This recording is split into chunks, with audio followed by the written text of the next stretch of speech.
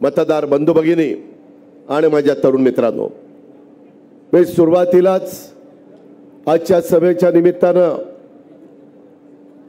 देवेंद्र फडणवीस साहेब, रामदास आठवले साहेब, विजयराव बापू शिवतरेजी, बाकीचे सगळे नेतेगण, विशेषतः पुणे जिल्ह्याच्या बाहेरून आलेल्या सर्व मान्यवरांचं जिल्ह्याचा पालकमंत्री या नात्याने तमाम पुणे जिल्ह्याच्या जनतेच्या वतीने मी यांचं स्वागत करतो।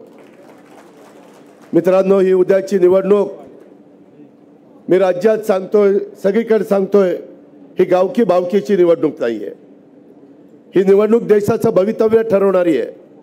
140 कोटी जनतेचा कारभार उद्याच्या 5 वर्षाच्या करता कोणाच्या हातामध्ये मजबूत राहील, कोण देशाला एक नवी दिशा देईल, कोण देशाचा नावलौकिक जागतिक पातळीवर अधिक भक्कम करण्याचं काम करेल, हा सगळा जर विचार आपण केला तर आपल्या लक्षात येईल की 10 वर्ष ज्या नरेंद्र मोदी साहेबांनी अतिशय तडफदारपणे, आक्रमकपणे शेवटच्या माणसापर्यंत विकासाची गंगा पोहोचवण्याचं काम केलं, आपल्या भारताचा सर्वांगीण विकास केला, जगामध्ये देशाला 5व्या क्रमांकाची अर्थव्यवस्था केली, आता त्यांना ती 3ऱ्या क्रमांकावर आणायची आहे। खूप काही त्यांना तरुणांच्या करता करायचं आहे, तरुणांच्या करता करायचं आहे, गरिबाकरता करायचं आहे। तो जाहीरनामा सगळा आपल्या सगळ्यांच्या समोर आहे। माझी आपल्याला विनंती आहे, आज खरं तर आपण फक्त बारामती लोकसभा मतदारसंघाच्या उमेदवार सुनेत्रा पवारांचा फॉर्म भरणार आहे, परंतु इथं मुरलीधर मोहोळ आमचे पुण्याचे उमेदवार, महायुतीचे आमचे श्रीरंगप्पा बारणे मावळचे उमेदवार, शिरूरचे उमेदवार शिवाजीराव आढळराव पाटील यांचे फॉर्म नंतर भरले जाणार आहे, कारण त्या निवडणुकात 13 तारखेला आहे, 13 मे मतदान, आपलं मतदान 7 मेला आहे। त्याच्यामुळं आपल्याला फार आता कमी दिवसामध्ये अधिक काम सगळ्यांना करावं लागणार आहे।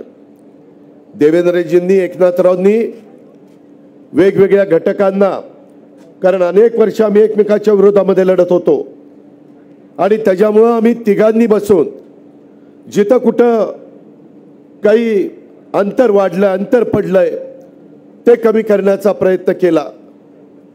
त्याच्यामध्ये आमचे विजयबापू शिवतरे असतील, त्याच्यामध्ये आमचे हर्षवर्धनजी पाटील असतील, त्यामध्ये आमचे राहुल कोल असतील, किंवा त्याच्यामध्ये चंद्रवाणा असतील, किंवा त्याच्यात रंजन काका असतील, अनेकांची नावं आपल्याला त्या बाबतीमध्ये घेता येतील आणि सगळ्यांनी त्यांच्या नेत्यांच्या आग्रहाला, त्यांच्या विनंतीला मान दिला आणि एक चांगलं वातावरण आपल्या बारामती लोकसभा मतदारसंघात महायुतीला पोषक अशा प्रकारचं वातावरण तयार करण्याच्या करता हे सगळे आमचे सहकारी यशस्वी झाले।